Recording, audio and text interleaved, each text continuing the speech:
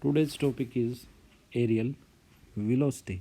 So what is areal velocity? And areal velocity is defined as the rate of change of a sectorial area with respect to time. So areal velocity mathematically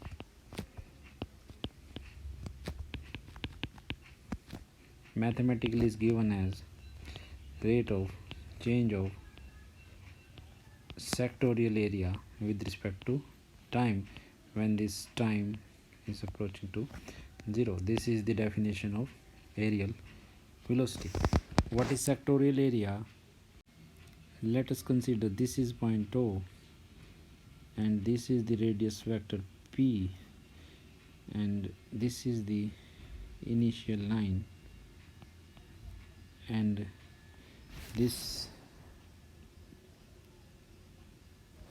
is any point Q. Then that shaded area say is the change in area is delta and in time delta A, in time delta T. C, this is the position of the particle at time T. This is the position of particle at time T plus delta T, and this is the radius vector. This is the radius vector. So this particular area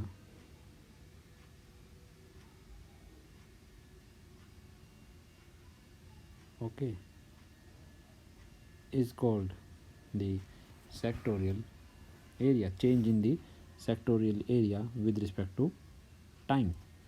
So this is swept by the radius vector. Delta A we know is given by the area delta A is equal to area of triangle OPQ. See, this will behave as a triangle when Q is very near to P, that is when delta T is very small. So this will behave as if a triangle, and we know that area of the triangle is given by 1/2 OP into OQ into sine of the angle, and say this angle is theta and this particular angle is delta theta. So this is delta theta. Because we know that you can mention that area of the triangle is equal to 1/2 AB sine C is equal to 1/2 BC sine A is equal to 1/2 CA sine B.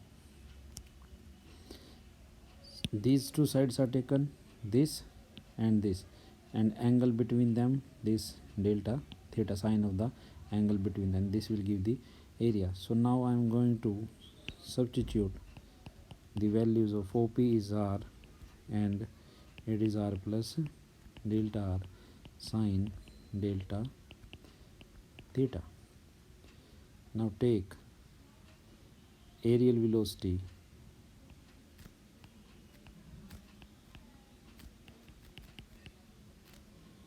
is equal to limit delta T approaches to 0 delta A upon delta T.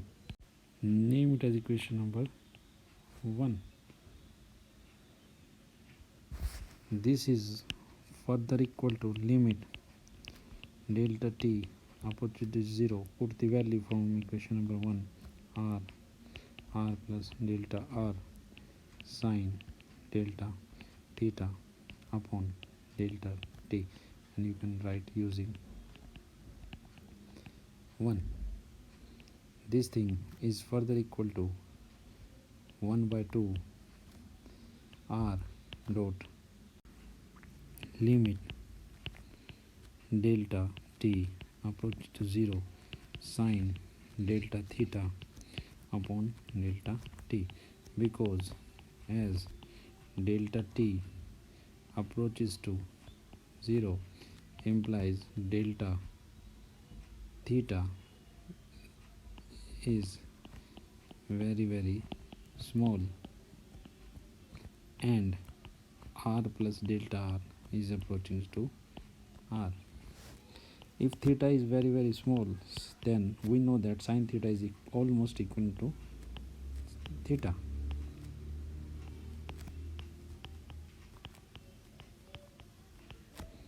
क्योंकि delta theta is very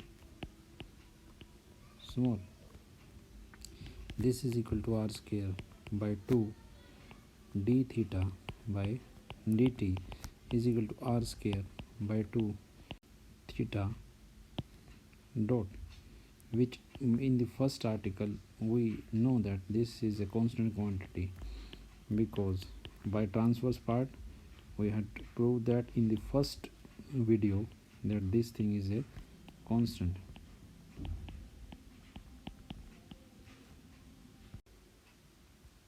Therefore, we have shown that areal velocity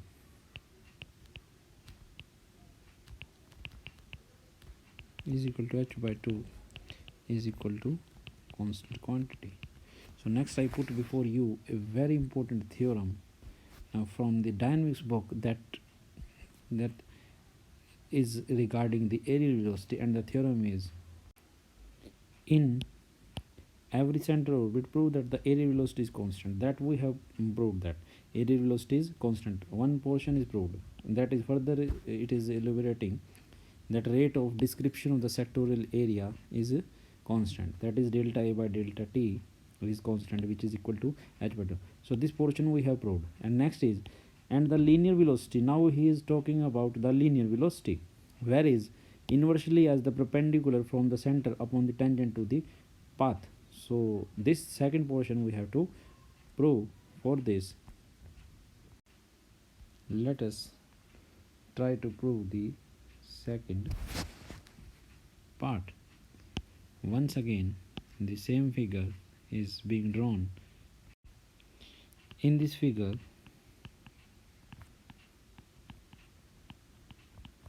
curve is approaching to P as delta T is approaching to 0. So let us draw a perpendicular tangent at point P, and upon that tangent draw a perpendicular. So we know that area of the triangle is equal to 1 by 2 into base, and base is this QP. QP is the base.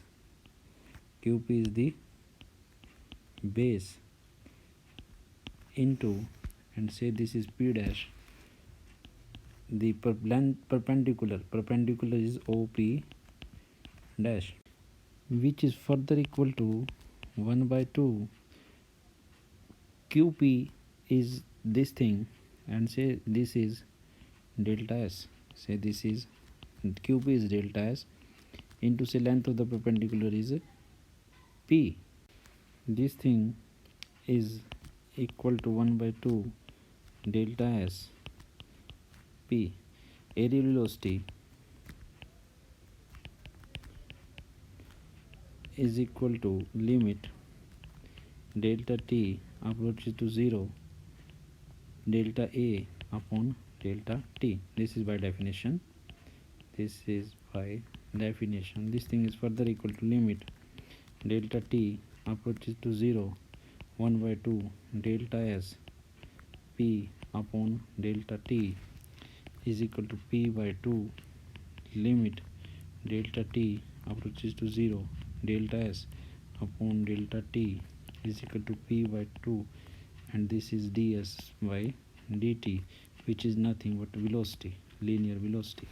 This implies that areal velocity is equal to PV by 2, where V is equal to linear velocity, and name it as equation number 2, and this equation is named as equation number 1. Now from 1 and 2, from 1 and 2, PV by 2 is equal to H by 2. 2 will cancel out, implies PV is equal to H. This implies that V is equal to H by P, implies V is varying inversely proportional to P, and this was required to prove that velocity varies inversely as perpendicular from the center to the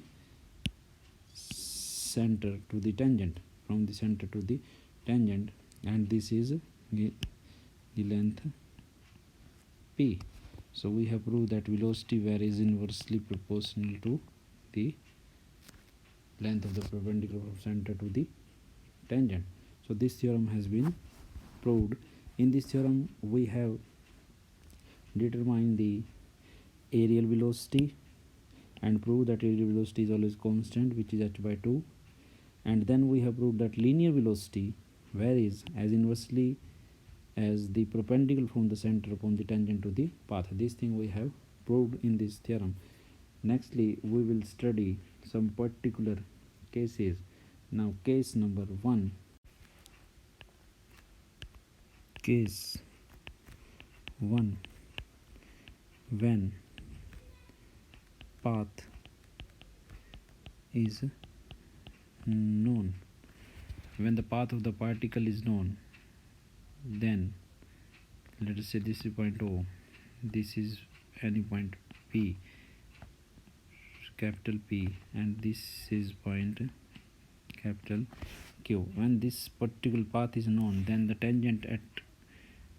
the length of the perpendicular upon the tangent is also known. In that case we will use the formula linear velocity is equal to h by P by 3. Now scaling both sides we get h square by P square, and in the second video we have proved that 1 by P square is equal to 1 by R square R4 dr by d theta square. So this will be the relation for velocity when path is known. Now case number 2,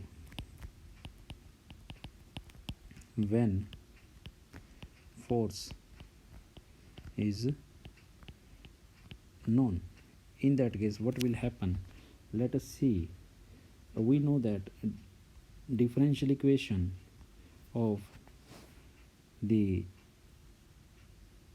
central orbit in pedal form is given by h square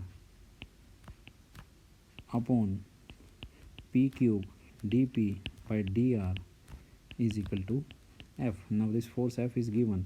This can be written as h square p cube dp is equal to f dr. Integrating both sides we get h square p cube dp f dr plus c, implies h square is a constant quantity. Differentiation of 1 by p cube is 1 by 2 p square, and here is minus, is equal to integral f dr plus c. This implies that v square by 2 minus integral f dr plus c, because by 3 v is equal to h by p by 3. This implies that v square by 2 is equal to minus f dr minus c, implies v square by 2 is equal to minus f dr plus c1, and here mention where c1 is equal to minus c, a new arbitrary constant. Therefore we have driven the expression for velocity in this f is known, so this integral is known, integration of known function is a known function, arbitrary constant could easily be known by the given condition. So this thing is known, 2 is known, 2 multiplied by known is known, so this velocity could easily be determined. So this is the expression for velocity when force is known. So these are the two important questions. Now in this lecture we have studied what is areal velocity, which is the rate of change of the sectoral area with respect to time. Then we have proved that areal velocity is always constant and which is equal to h by 2, and then we have determined that the linear velocity is varying inversely as the length of the perpendicular from origin upon the tangent at a point. So in this lecture we have studied this thing. In the next lecture we will study the elliptic orbit completely, hyperbolic orbit and parabolic orbit, and these questions are really very important from examination point of view. So don't miss the next lecture, it will be very soon. By tomorrow it will be with you, and that lecture is very important. So if you have liked the today's video, this one, so please like, subscribe, share and comment in the comment section. So I will be back with my next video. Till then, stay at home, stay healthy and stay safe. Thank you very much. This is Dr. Rajesh saying you goodbye.